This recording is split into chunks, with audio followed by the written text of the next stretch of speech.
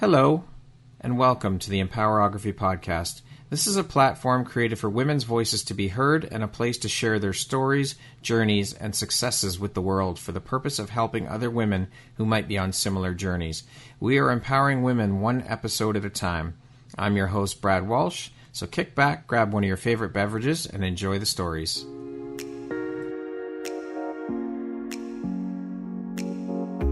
Are you an author, speaker, coach, or entrepreneur building a brand in today's very crowded marketplace? How do you stand out? Join me on September 27th and share 97 minutes of your time for just $97 and learn how to empower your brand message and shine as a guest on podcasts. iHeart's doing it. Spotify's doing it. You should do it too. Join me and spend 97 minutes of your time for just $97. You can find the registry link in the show notes. Hope to see you there. Hello there, Brad Walsh here, your host of the Empowerography Podcast. Today, my guest is Catherine Roy. She is the founder of LHM Academia, an internationally recognized business and personal growth coach, a best-selling author, a TEDx speaker, and a thought leader.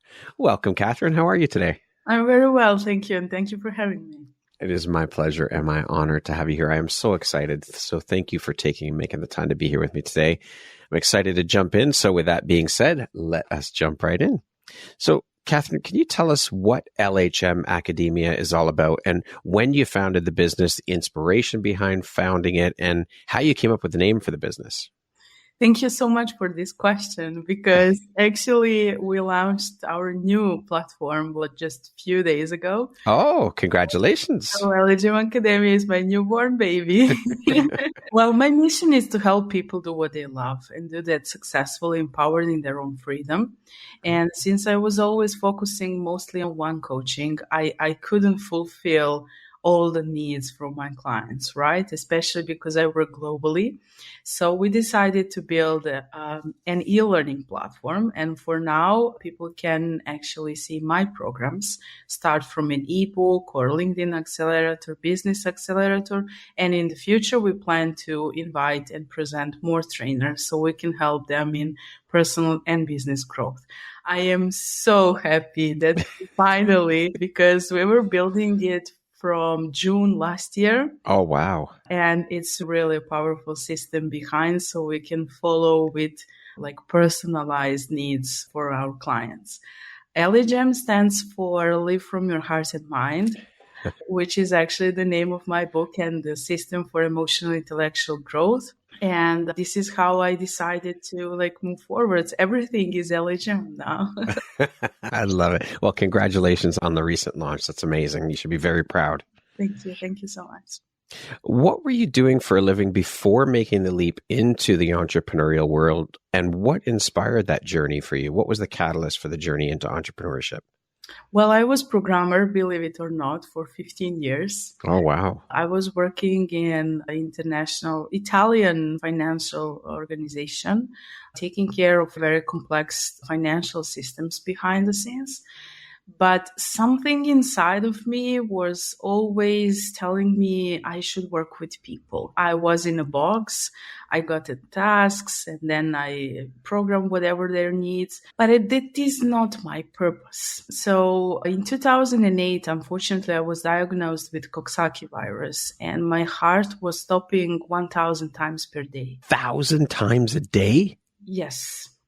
And it was a very difficult situation. Doctors actually predicted me in that kind of a state. I might live just a year and a half. And wow.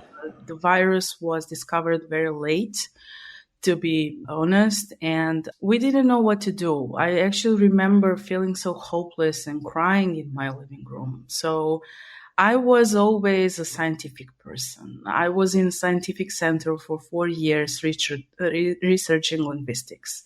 Then I studied economics and got a degree in economics, then in information technology. But my mom, she was always a spiritual person. So she suggested me to go to retreat in monastery. And I went there, and now I have goosebumps when I speak about that, because I just came from the same place a few days ago. Oh, okay. And something happened there. A monk came to me. He put his palm on my head, And he said, and no one told them I was ill. And you couldn't see that Right. on my external appearance. And he said, everything is going to be okay. This world needs love, and you are love. Wow, that is huge. And I came back home. I did tests, medical tests, and I was perfectly fine. It had vanished. It had gone. It's gone. And my cardiologist, she is actually a very well-known expert. She kept me for 10 years. I was going there first once in 3 months, then in 6 months, once a year, just to check everything. And it never came back. So that was the huge moment when I realized. And prior to that, I lived in former Yugoslavia and we survived war and bombing. If God gave me not one, but 2 second chances, there has to be a purpose. Yeah. And platonic is just not that. So this is the moment when I started researching and getting to know myself from the inside, not questioning higher forces anymore, and became a channel for actually helping people. What did your cardiologist say when you came back and it had gone? Well, this place is called Ostrog Monastery in Montenegro. It's very well known for healing. So when I told her where I went, like a medical expert, she couldn't believe. But, I wasn't the first one. Yeah. That is incredible. What an incredible story. Just amazing. Yes. What drives, motivates, and inspires you to keep going and excelling at all that you do? When I see a smile on the face of my clients or a sparkle in their eyes when we solve a problem or whatever it is that we're dealing with, that's the greatest gift I can ever receive. And sometimes we have our ups and downs, right? Yeah. And that's very usual, even after so long time in this space. I read testimonials from my clients or watch the videos of what they said. So it keeps me moving forward. Yeah, for sure. That's got to feel so good. How long have you been working as a business and personal growth coach? I've showed up online in February 2015, but officially it was January 2017 when I actually, if I may say, started believing myself to really go out there and to show up online. So it's been almost 7 years. Wow. 7 years just this past February. Yes. Okay, there you go. Another big anniversary, another big moment. Yes. What inspired you to become a personal growth and business coach? A lot of coaches that I speak to say that there was a catalyst moment for them that shifted them into the coaching world. Was there one for you? And how has your journey shaped your approach to coaching? Well, when I was publishing my book, I was rejected 246 times. 246? Yes, from different publishing houses and agents. I had a mentor who taught me that when a door closes, windows open, and that their no doesn't mean a no for me. So I couldn't do that without him, to be honest. Yeah. It's a lot. It's really a lot. And it hurts. Yeah, of course it does. Because I was working on this for so long and no one seems to understand. That's your baby. It's my baby and I really want to help people. Come on, give me a chance. Yeah. So I received a yes from one small publishing house in Tennessee. And my book became a bestseller. It was even ranking in front of Eat, Pray, Love. So boo-hoo to all of the others. And this was the moment when I said, now when I overcame this, I really want to help people because I don't want them to feel rejected in any kind of way while they're doing their professional work. Yeah. I'm going to give them my hand with all of my experiences so that they don't have to struggle as I did. Yeah. Hey, look, I was denied 246 times and I still kept going. And that 247th is when it got published. So there is proof of not to give up. Exactly. And people usually give up when they're so close to the goal. Yes. Yes. I've seen a meme online where there's 2 gentlemen, they both got pickaxes and they're digging for diamonds. And the one gentleman is digging through and you can see it shows the diamonds just on the other side, and he throws the pickaxe down and he walks away and gives up. And that's usually what happens, right? Exactly. And because you never know how close you are. So that's even more reason to not give up, to keep going. Exactly. Yeah. Now, how have these experiences helped shape the Catherine you are today, both personally and professionally, would you say?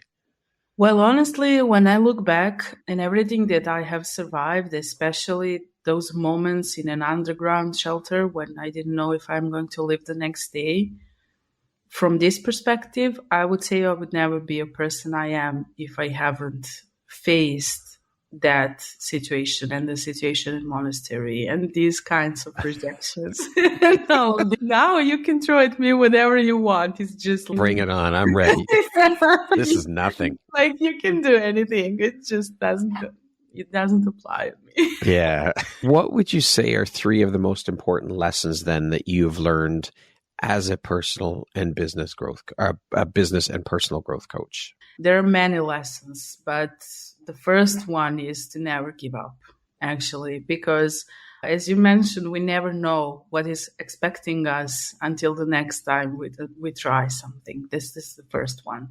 The second one, having a mentor or a coach or someone who is already where we want to be is crucial in our growth and development. Of course, we can try everything on our own, but why would we invent hot water, right? Yeah. Mm-hmm. And the third one would be believe in yourself. Because I believe that the biggest obstacle for people to achieve what they desire is some kind of a limiting belief. Mm-hmm. And honestly, I went on hypnotherapy to discover my limiting beliefs and transform them because they were so deep. And until I actually found them and transformed them, nothing happened. So it's going from that wishing mindset and the mindset of scarcity to actually knowing mindset. I know this is my purpose. I know where I need to go. Of course, there will be obstacles, but never mind. And to the abundance mindset. That's the huge shift. So I believe that 80% of success comes from our inner growth and only 20% from skills, because we can learn anything. Very true. But if we don't have a healthy ground, then that's planting a seed in a toxic ground. It's really not going to. It's not going to grow. That's right. It all starts here and here. Exactly. These 2 places, Heart right? and mind. Yeah, absolutely. There you go. I love the tie-in there. Very clever. As a personal growth coach, how do you define personal growth and what strategies do you employ to help your clients achieve it? Well, we're on different journeys, right? In the different levels of personal growth. And the most important thing is to discover what is the level of consciousness and awareness that a person has. Because there are minimum 4 levels of consciousness and awareness, and we are aware of even 11. Right. And when we look at these levels, like Elon Musk, Oprah Winfrey, Russell Brunson, they're very high, right? So they're already visionaries. But most of the people, 90% of the people are on the first level of their inner growth. So I finish school, I go to work, I go there 9 to 5, then I get retired, I take my camera and then I go to travel. That's not life, right? No, absolutely. Then we need to shift to the second level where we start questioning this kind of life. The third level is already knowing that we can change something. And then on the fourth level, we go to change something. We can't skip these steps. And people try to skip, keeping the low level mindset and the level of consciousness and awareness in trying to achieve big things. It doesn't work. You have to go through the steps and you have to do the work. Yeah. So when you discover this, then it's pretty simple. Every level has different tools and techniques that can help us to go to the next one. And this is how we grow. Continuous growth. Yes. Now, as you just mentioned, mindset, obviously mindset plays a huge part in personal growth. As we said, it's 80% of the battle. I'd love to speak a little bit about the whole mindset piece and get your take on this. Can you speak to how important a part mindset played in helping you personally through your struggles, and just how important a part that mindset plays in our daily routines and our successes? I believe it's the most important thing. I really believe it's the most important thing. And there are so many elements. Like when we say mindset, it sounds like one thing, but it's actually so many things. And everything comes to only one belief. I am not enough. And if I'm not enough, then I can't do this. And I'm afraid of doing this. And then understanding fear as an obstacle instead of fuel. Fear is just a mechanism of our brain which keeps us going. If you're afraid, it means it's important to you. Yeah. And we kind of now there is my system which is taking care about emotional growth. And there are 10 segments of that emotional growth in every aspect of our life. The most important thing is to have balance. And in order to have balance, every single piece of our lives needs to be in place, which is hardly ever happening, right? Yeah. But accepting the fact that everything happens for a reason and there is a divine purpose behind it, and there is, something which is always good in any situation which is happening to us, is the most important piece of the mindset.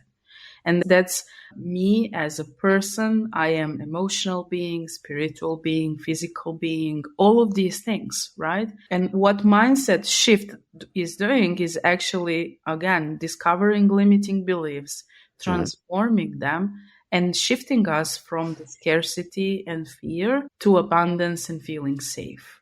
Because even if we lack something, we have much more than someone else. So I always Very true.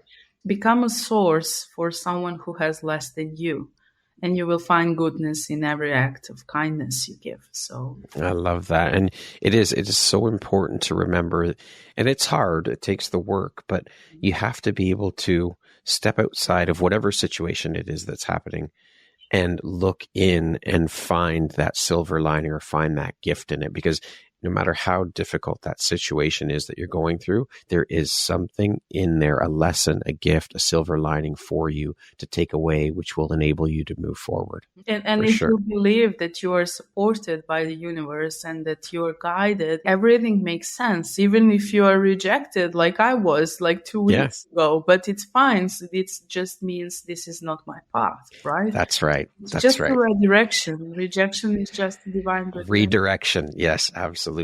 My dad always said, what's meant for you will never go by you. And that always sticks in my head. Whenever something comes up that doesn't work out or doesn't go the way I wanted it to, I hear that voice and those words in my head, and it's okay. There's something better just around the corner. Not to worry. This was not meant for me. There was a reason that didn't happen. Exactly. Yeah. Now, I want to continue on this whole path of mindset, business, and the struggles that go along with all of it. So we hear and see from experts like yourself who've overcome adversity and transformed through the pain to discover their purpose, and that's incredible, and it's powerful, and it's beautiful. I would love to hear from you now, with all that you've gone through and come out the other side. What are some of the struggles and things that you face today around mindset and imposter syndrome, just to name a few? I mean, I'm sure you would agree with me that just because you have gone through the adversity and struggles and come out the other side does not mean that those things are gone. You never experience them again. So I'd love for you to share a little bit about that. I will be honest. Lately, I'm struggling a lot with relationships, not love relationships, but relationships with other people. And this is me being very vulnerable and opening up my heart. Because when people discover that I'm Catherine B. Roy, they Google me, right? And then they see a lot of achievements and success and big brands and all of that. And what I've been living for the last 2 years was something like, I've been following you for 2 years, but I'm afraid to contact you.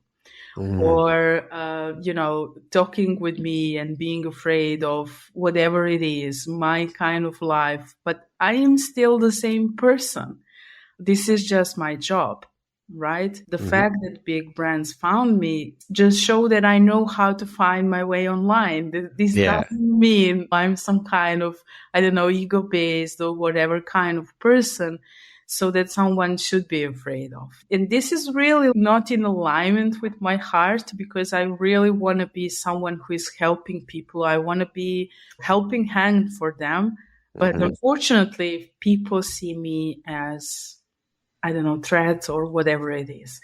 And people who are not awakened enough and they're in the same industry even see me as a very high competition. And lately I was rejected from an investment because I'm high level and someone else needs it more. So come on, guys, like really, I'm just doing what I love, and the results that I get are from that and my technical skills.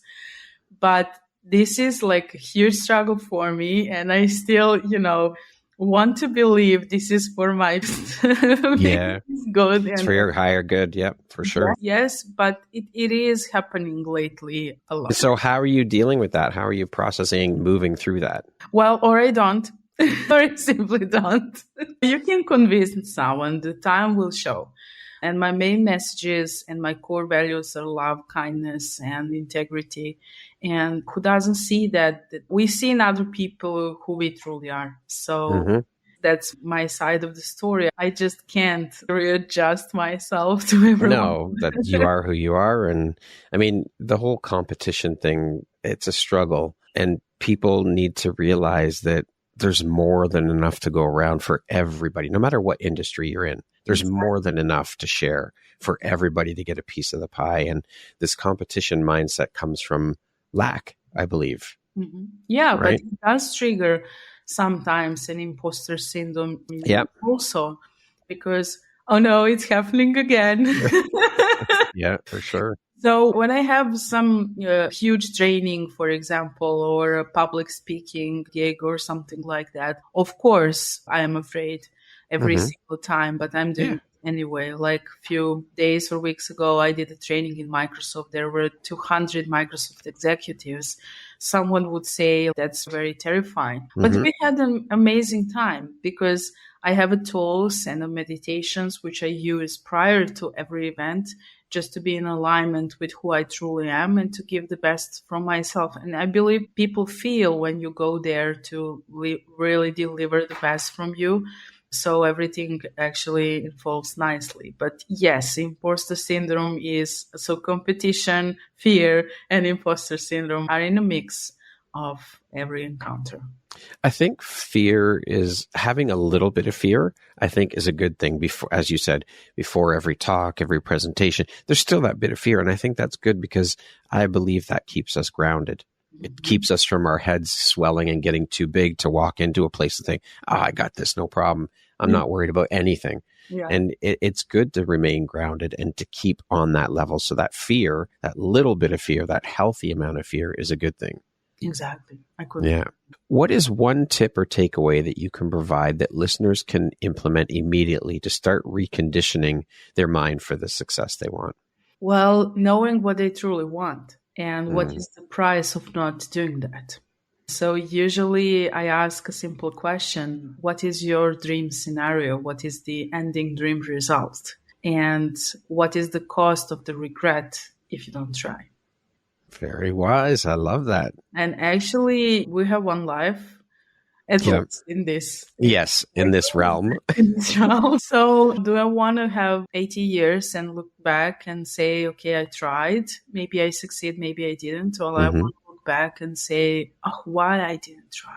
Love that. Thank you for sharing that, Catherine. In your experience, what are the top 3 common challenges or obstacles that individuals face on their personal growth journey, and how do you help them overcome these challenges? There are actually a lot of challenges. And the first one is, as I mentioned, not believing in themselves. So I believe that only me being there with them and believing in them is actually unpacking that little gift box, which gives them that beautiful energy to give themselves a chance to go out there. The second thing is fear of unknown. Actually, people want to achieve something in their lives, but they don't know how. And I believe the how is something which will be shown to us. Yeah. Because I can give them a lot of skill sets and tools and everything. But what happens in my experience is that when I need something and I actually pray or manifest something, I get an email, I get an invitation. It's just, we're not able to know everything. And the third is the fear of success. So from one side, we want something And then, oh my God, what I'm going to do when I achieve that. Yeah. The mix of these three are the most common. Mm. And it really doesn't have to be that way, because when you work with someone who's been there, and like I had mentor when I was publishing my book, for me, that was the disaster. He published 16 books. That's just the process, right? Yeah. Yeah. So I'm doing my best to custom the journey for my clients, because there are, as I mentioned, I focus on emotional growth, but intellectual growth also. There are 2% of our brain which we don't use. And those are billions and billions of cells which are not activated. Yeah. And when we activate that and we are in alignment with our inner emotional compass, there is nothing we can't achieve. So everything is figure outable, as Marek Porlier say, if we put in balance these two things, emotions and intellect. I love that. That is incredible and so true. Can you share a personal or professional setback that you experienced and how it ultimately contributed to your growth and development as a coach? There were a lot. You couldn't even imagine. When you put your effort into something, building it for so long, and then, for example, a technology doesn't work. ClickFunnels is going from classic to 2.0, and you have to rebuild all of that. It's really frustrating. This is the real example. And then you need to find the strength to learn the whole new technology and to set up everything again and again until it's launched. Like I mentioned, this LHM Academia is launched. This was a huge setback for me because everything was ready to go. Everything was, in my opinion, set, but the divine had a different plan. I got an email and they said, we're switching to new technology. So this actually meant 9 more months of work. Start from scratch again. So life or a divine or the universe is always giving me tests to implement everything that I'm teaching my clients, right? Keep you focused, keep you on track, and remind you those little reminders, right? Exactly, because as Steve Jobs said, you have to be crazy in love with what you're doing to be able to overcome these kinds of setbacks, right? And it's really testing you. If you are strong enough, if you are ready to fulfill your purpose. Or are you going to give up? Or are you going to give up? And unfortunately, many people give up. Very true. Those setbacks push them. And like we said earlier, you could be right at the precipice of succeeding that next step, getting to that next level, and you walk away and give up. Yeah. Yeah. But, I was on the edge. Like, really, again, no. But you pushed through and persevered. And look, now you've launched. Now I launched. And I believe there you go. It's the best time ever, because maybe back then I wasn't even ready as I'm now. Right? Again, it's the how and the what. It's not our job to know that. No. Just trust and allow. Yes. And I sometimes imagine my, guardian angels or whoever just landing. You thought you were going to... No. Not yet. So, yeah, that would be one of the examples. What roles do self-awareness and introspection play in your coaching process? And how do you encourage clients to develop these qualities? Well, a lot. Lately, I have mostly business clients. But again, especially if we're building a personal brand, which is like the most common thing, you just can't if you're not self-aware, if you don't know your core values. Because when you set your core values, then it's very easy to say no to everything that is coming your way and taking your time, and it's not in alignment with that. So it's actually a simplification of everything. And one of my mentors says, if it is not a hell yes, then it's a no, right? Yeah. But we need to be self-aware of who we truly are and why we're doing what we're doing. So my why are all of these experiences, the war, overcoming illness. They told me also I can be a mom. I went through two painful in vitro fertilizations, and my son came naturally just a year after that. Wow. I really don't believe in anything a person tells me, because I believe there are higher forces in place. And if I don't believe that, then how am I be able to overcome all of these struggles, right? Very true. I was on a masterclass with Elon Musk's mom, and she was telling us about, she was going every time to see the launch of the rocket, right? And the rocket was falling down all the time. Yeah. And she was very stressed. But he said, why are you so stressed? We learned and we will do better next time. And she was like, I don't want to go to watch this anymore.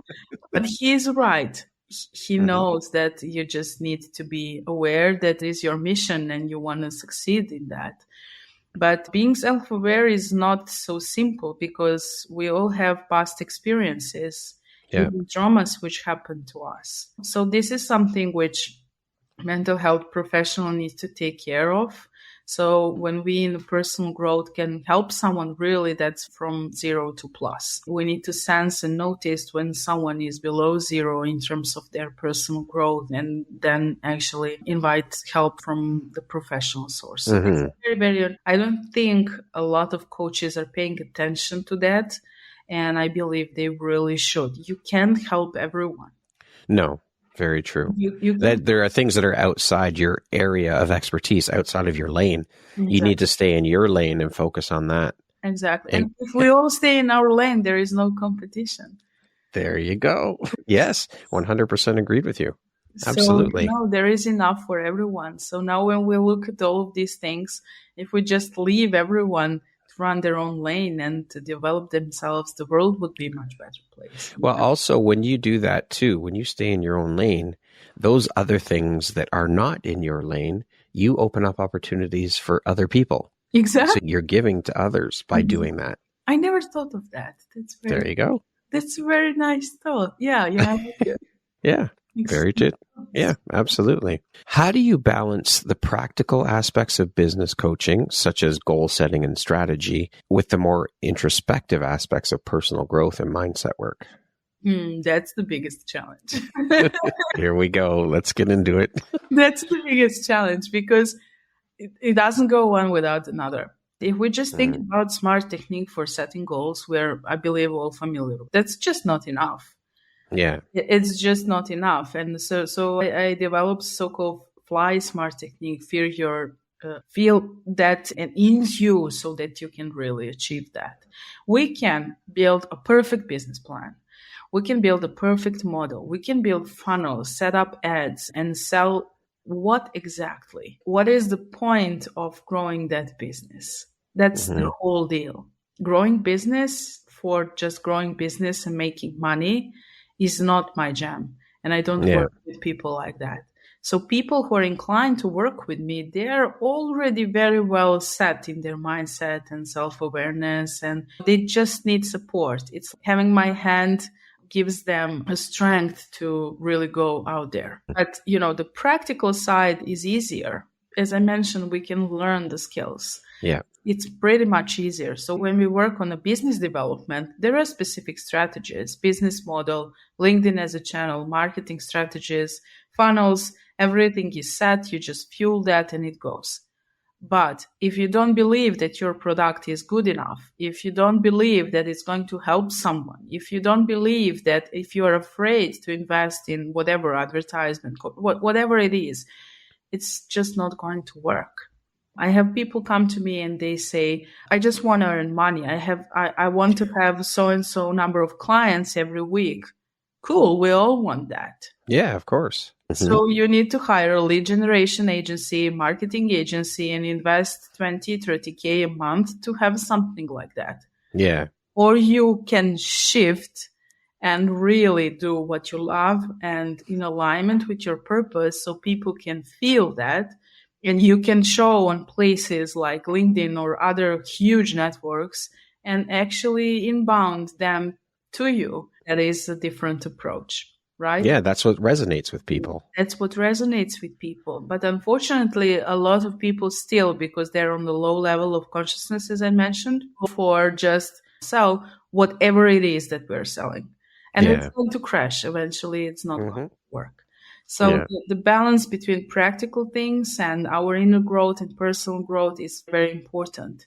because I really believe in my service. And I really believe that what I'm doing is helping people. And my products and everything that I create, my whole heart is in it, and mind, of course. Yes, of course. But you know, it resonates with my heart, and every single person can feel that. And if we change the life of one person, we change the life of a family and their neighborhood and the city, and there is a ripple effect. That's the point of really doing business, which is purposeful. That's what it's all about, is creating that impact, leaving an impact on others and giving back, being in and of service to one another. Mm-hmm. That's part of why we're all here on this planet, is to do that work, whatever that work is for you, that it resonates and creates a ripple effect and impacts people's lives. That's the biggest purpose. We're not here to help each other. Why we're here? Exactly. I couldn't have said it better myself. 1000%.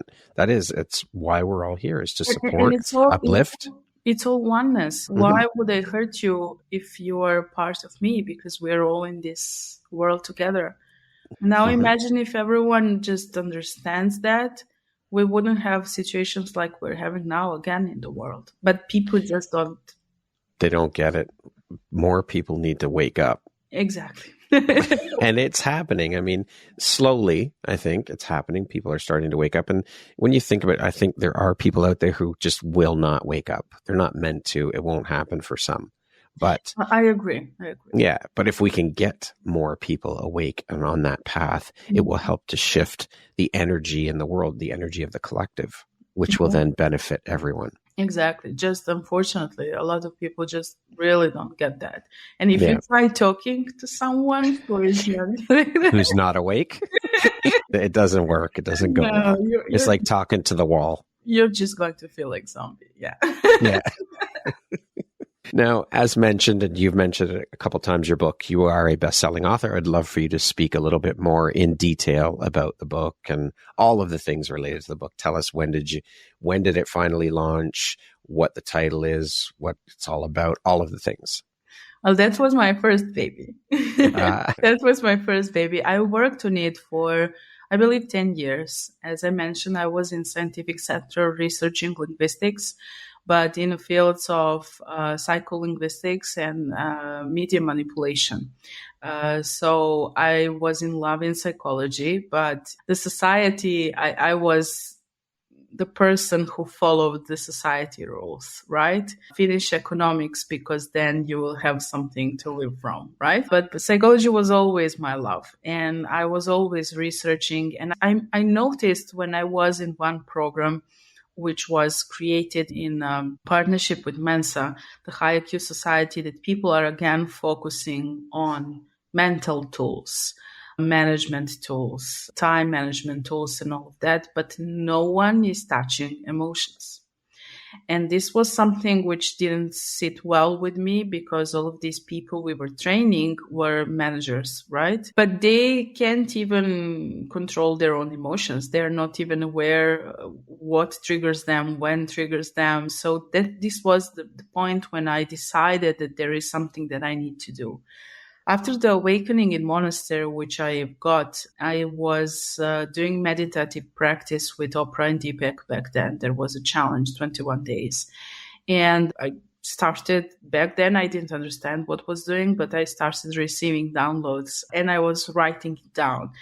I will be honest, Brad, I didn't understand any of it. Okay. So because I was programmer, it was the simplest way for me to write down or draw an algorithm. So my book is from two parts. One is emotional side, as I mentioned, which has formulas and algorithms, because the scientist in me was creating this part for every aspect of our lives. So the person who is reading the book is actually going through the algorithm, getting the answer on their own.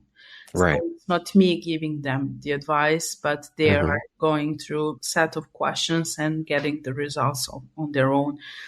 The whole aim of emotional growth is balance between every emotional aspect of us and creating the spiraling up effect through the emotional cycle to be on the level of love and above, of course. And the second part is intellectual growth through using associative techniques, IQ training questions, so we can remember faster, quicker, and longer, keep the memory on our mind, which is activating these 2% of the brain in the alpha state of mind.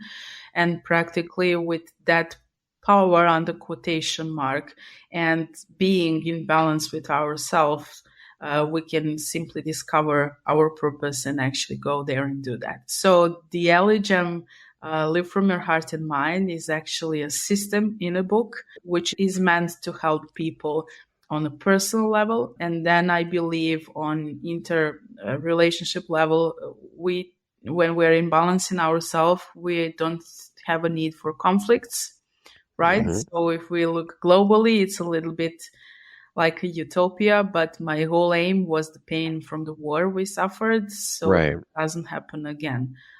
I believe if every single person works on themselves first, we would awaken a lot more people in the world. So that was the aim, and it was a long time ago. I grew since then so much, but now I understand the concept.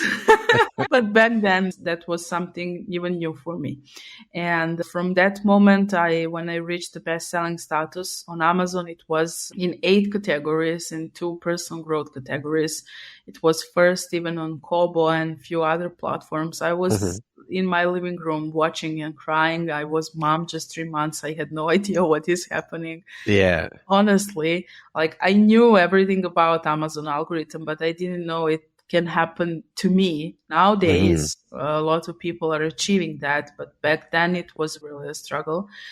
And I got a lot of traction on social media, and people started asking me questions. I started working with them one-on-one, and then believing that something can grow from that moment.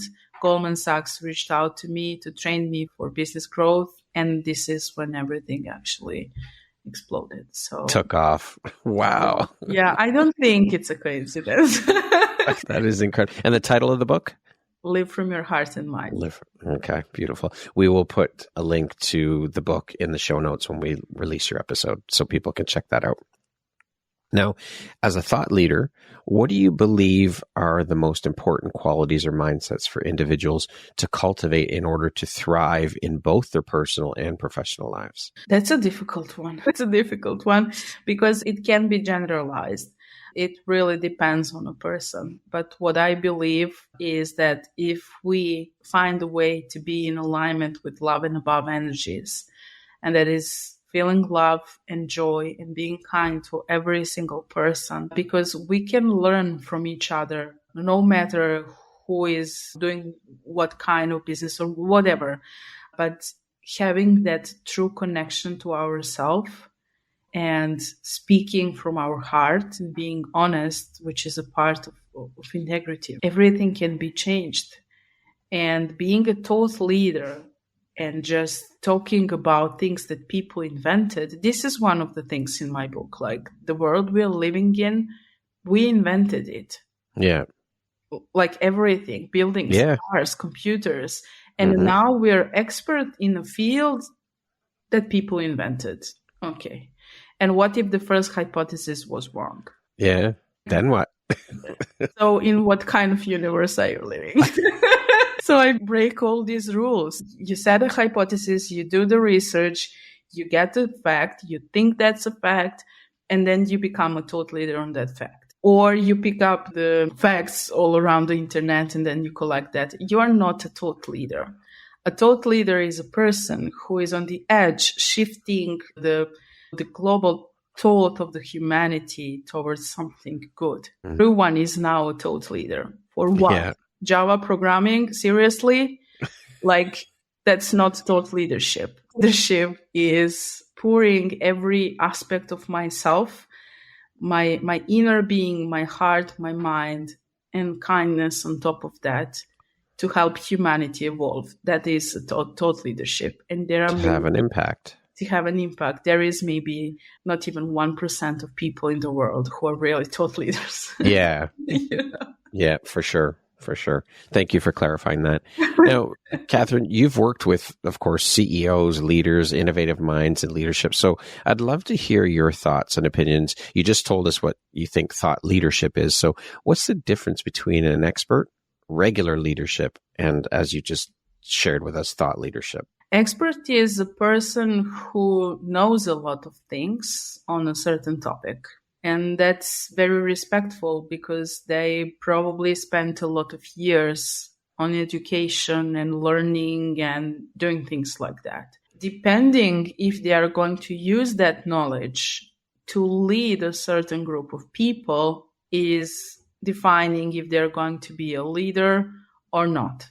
Okay. Now, if they are a leader, there is a positional leadership and there is inspirational leadership.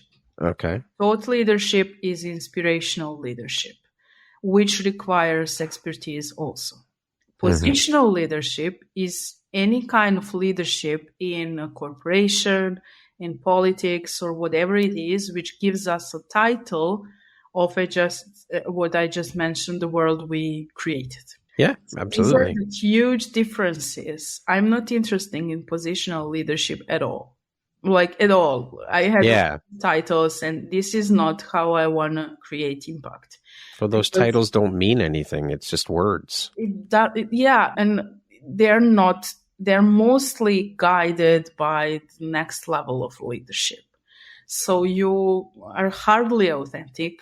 You can hardly be yourself, and you call yourself a leader. So a leader is a person who is walking the talk and actually showing the way.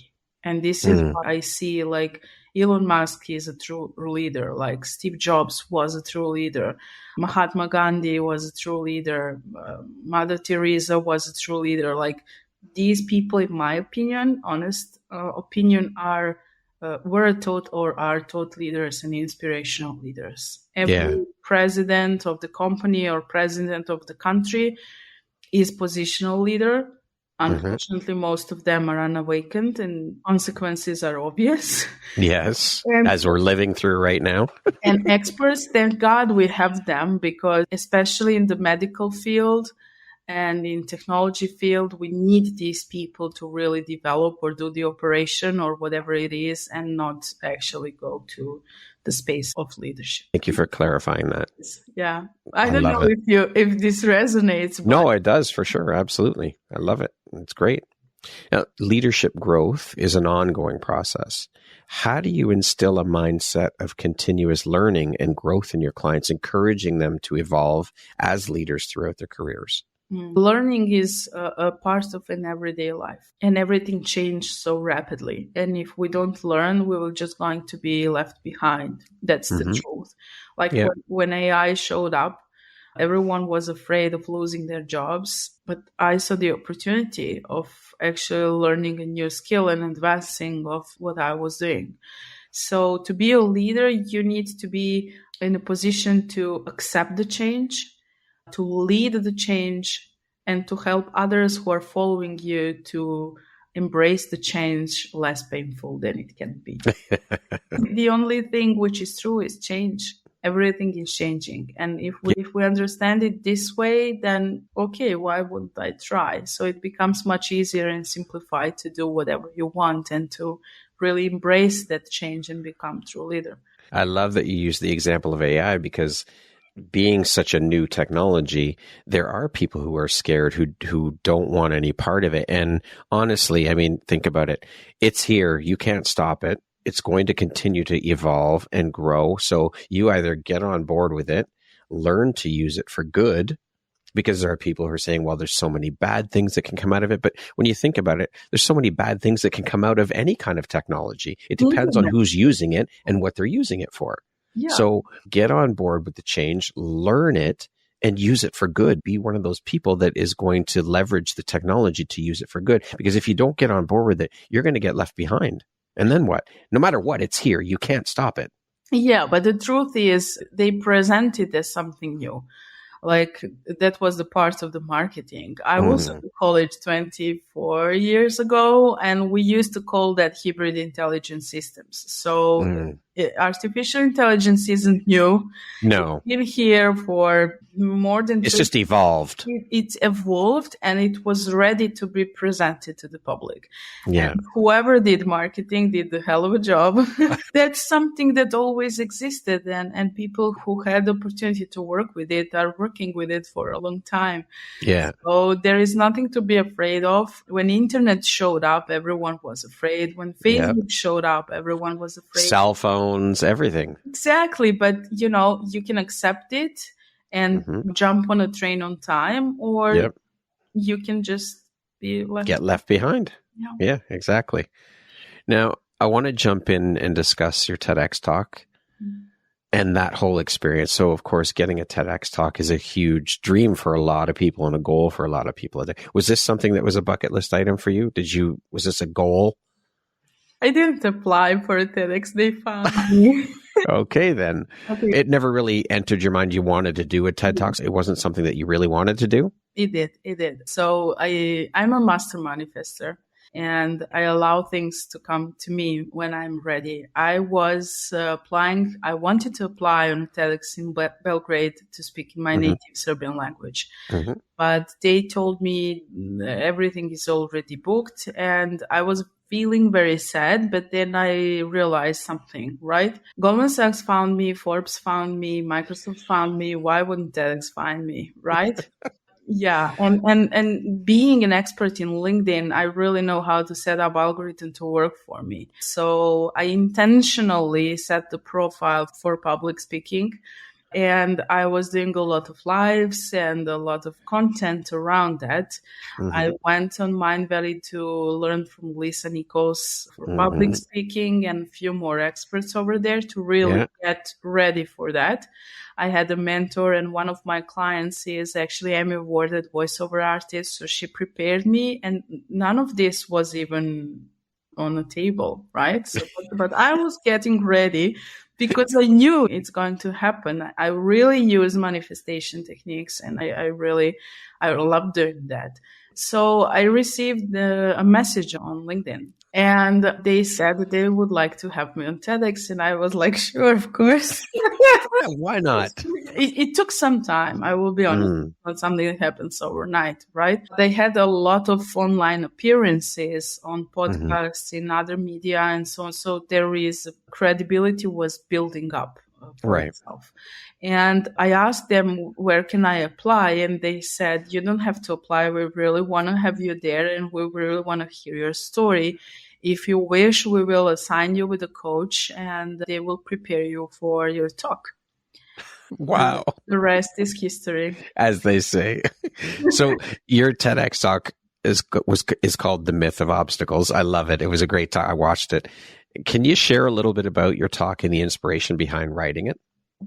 Yes, I wanted to share my story. So I shared a little bit about my experience during the bombing in former Yugoslavia and who am I today. So I wanted to show people that whatever happens in our life, we can actually evolve from that. And we can transform even our identity on such a high level that what was painful back then becomes our fuel, right? So that became my why. And this is why I wanted to share with people that every obstacle is there to teach us something and to give us a way to stretch our skills and everything that we can offer so we can jump over the obstacle, go around, or simply ignore it. Right? Yeah. So I wanted to be an inspiration for everyone who is feeling hopeless or they have any kind of struggle or limiting beliefs that they can't be what they want to be. Because if a girl from an underground shelter can, everyone can. This is not a floscle. It's really a truth. Everyone can be whoever they desire to be. If we shift the mindset, if we understand why we truly are here, if we embrace our purpose, nothing bad. What's the worst thing that can happen to me? Nothing, right? The next thing is that, so what? Like, I was so close to it already. Nothing, it doesn't trigger me at all. So my TEDx, I didn't expect them wanting me to tell that story. That was the suggestion from the coaches because they thought it was very powerful. Yeah. They read it in my book, but I never spoke about it. It was painful for me to speak about that. I only spoke in one interview before that.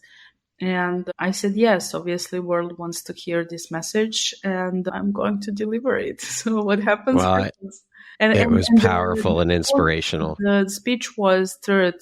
The audience was voting. And it was number 3 on. Wow. It was very powerful and very inspirational, Catherine. Thank you. I loved it. What do you think your unique skill set or superpower is that's helped you become successful? They call me LinkedIn Wonder Woman.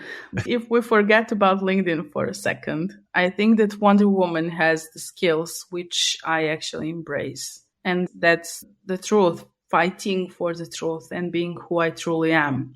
It was very hard for me and very painful to open my heart and speak about all of these experiences and be authentically who I truly am before, because I was afraid and ashamed and all of these things.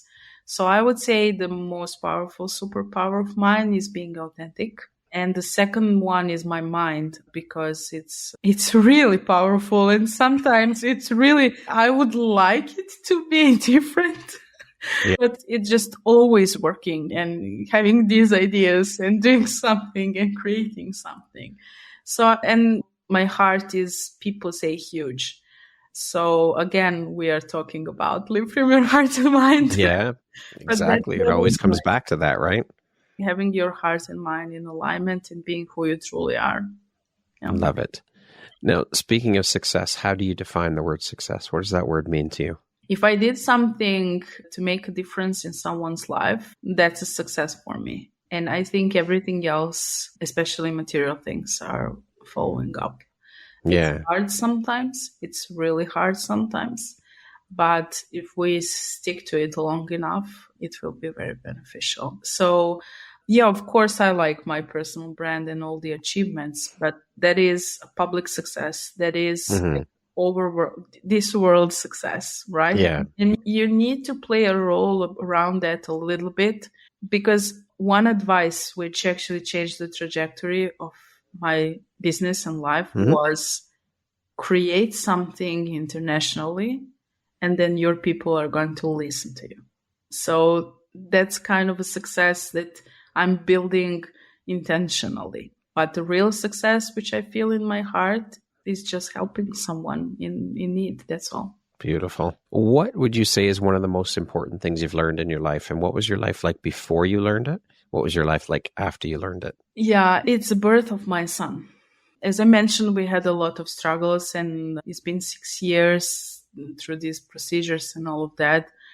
And even then telling us that it's a high risk pregnancy and so on and so forth. Alexander became the biggest teacher of my life, the greatest teacher. He is now almost 8 years old, and I'm sometimes very impressed with his questions. And if I do something I told him he should do, that it's wow. So he became like, parenting is not about kids, but parents. And he became like a mentor or a regulator of my own emotions. My life completely changed. I always wanted to be a mom, but I never expected that he is going to be someone who is going to change me. Yeah. Not even trying to change me.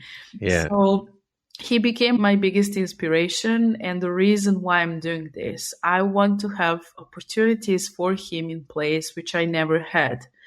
So he can choose where he wants to live, which language he wants to speak, where he wants to go to school, and all of these beautiful things, which some children have since they're born, but I didn't. And I didn't want him to struggle. So when it becomes personal, then we really want to make it right. Yeah, for sure. Absolutely. What does the word empowerment mean to you? That's a very interesting question. People usually say they're empowered when I speak. I don't feel that. I'm just a channel to deliver a message. But I feel empowered when I know that there is an impact and there is a positive impact which we created. And this is why I believe that we all need to connect together, all of us, under quotation mark, awaken people, so that we can, even only on a subconscious level, help as many people as we can. If not to be empowered to do who they truly are, then at least to see there is a way. Yeah. So, yeah, that would be it. Okay, we're going to jump into the little rapid fire section here. So the next grouping of questions just be 2, 3, 4-word answer type thing, okay? Yeah, I'll try. You got this. I believe in you. You can do it. How would you describe yourself in one word? Honest. If you could be remembered for one thing, what would it be? Love. If you could teach the world one thing, what would it be? Love. What is one thing that you love about yourself that is not related to your physical appearance? My heart. If you're writing your autobiography, what would the title be? Live from your heart and mind. Of course. But it's already taken. I expect nothing else. That concludes our rapid fire section. Now back to our regularly scheduled program. See, you did very well. So I threw in a question that I did not send you. I created it afterwards. So I call it my bonus question. If other people could use 3 words to describe you, what would you want those 3 words to be? Love, kindness, and integrity. Beautiful. Who in your life has had the biggest impact on you and why? My son, positive impact, and my dad, unfortunately, the opposite. What aspect of your personality do you think has been the most helpful in your career? I would say being honest, but that brought me a lot of trouble. So I believe that, but yeah, it's honesty, being honest to the people the person I'm talking to. Like when they look me in the eyes, they know that's the truth. I'm really telling, yes, this can be done, this can't. Yeah. So I would say honesty again. Okay. What's one lesson your career has taught you that you think everyone should learn at some point in their life? There are always good people who are showing up in our lives, but unfortunately we don't pay attention. So pay attention to every person who you encounter, because every encounter is a blessing and there is a reason for that. And there is one more. Everything is temporary in life. And we don't know when our life is going to be ended. So I tend to live without regrets. That's very important. The whole regret thing, as you said earlier, we don't want to live or look back on our lives at 75, 80 years old and think, oh, I wish I had done that. I wish I had tried that. I wish I had done this or done that. You want to be able to say, I tried and it succeeded, or it didn't, but I tried. And that's the main thing. Yeah, because we're not responsible for the results, but we are responsible for the process. Yes. If you could step into my shoes, what question would you have asked yourself that I didn't ask you? You ask such an incredible question that I really don't know. You didn't mention Nikola Tesla, for example. Okay. And everything that I'm doing is actually connected to what he said, that if we discover the magnificence of the numbers 3, 6, and 9, we will discover the secret of the universe. So he is my biggest mentor. I was researching his life for such a long time. And I think even back like over a century ago, he knew things that we're just grasping by. And I'm watching things unfold like electric cars and all of that. He was mentioning that like a century ago. And this is something which I always like to mention, that everyone should get to know his work a little bit better. Every single thing that is coming out was already predicted by him. Catherine, what is your why? My life story became my why. I don't want people to experience or suffer anything that can bring them any kind of pain. So I really want to help. Yeah, beautiful. What would you say is one of your biggest failures, and what did you learn from it? It's hard to pick one. We all have failures, but actually I see that as lessons. The one which was very huge happened actually lately. I was in United Nations project for business growth, and I was there since September. And in the last round of getting into finals for the investment, as I mentioned, they told me I haven't been accepted to the finals. And then you hear the stories behind the scenes of, you are like, you can do it on your own, and there are people who need more help than you. So, yeah. Was that hard to take for you at first? Was it hard for you to hear that and then move forward? Or because of what you've adopted in terms of mindset and all of these things, was it basically kind of just, okay, well, that makes sense. I understand, and just carry on? No, it wasn't simple. It wasn't too hard like it would be like 10 years ago. But I just understood that they really didn't understand what I was putting on the table. Like seriously, because if you choose a school of English and marketing agency, comparing to the system which we have built, then obviously you have a different agenda. You know, we never know what people or organizations are looking for, right? So it just wasn't a match. But it was hard to swallow because I spent a lot of months, not only hours, in learning and preparing all of that. So yeah, it was very painful. What I have learned is just do your thing and just don't go to this concourse anymore or anything else. Really, like you are losing time for maybe probably not. Yeah. Well, as you said, and as your mentor told you, when one door closes, a window opens. So it's taking on that and believing in that and moving forward from that, taking the lesson, extracting the lesson as you did, which enables you to move forward. But I wish people to know, I'm sure they do, everyone has failures. Whoever said they succeeded from the first attempt, I don't believe anyone actually created anything big from the first attempt. Failure is part of the journey. That's how we learn. That's how we grow. It's necessary. But so many people get deterred by that. Yeah, but it's a part of the process. Publishing my book was, this is the same.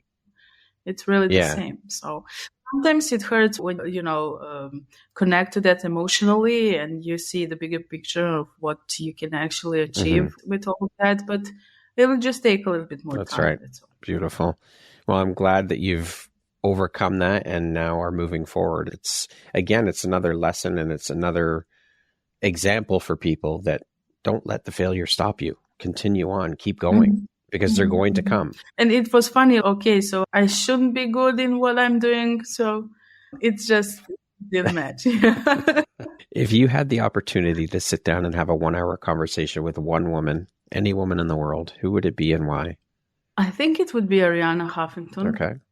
Because she not only achieved everything that a thought leader and a female leader can achieve, but she's also putting a lot through Thrive Global into well-being of the world.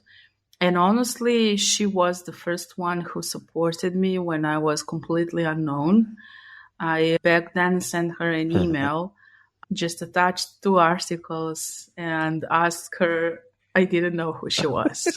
So I asked her directly to Arianna Huffington, wow, if my voice could be heard on Huffington Post, and she said yes.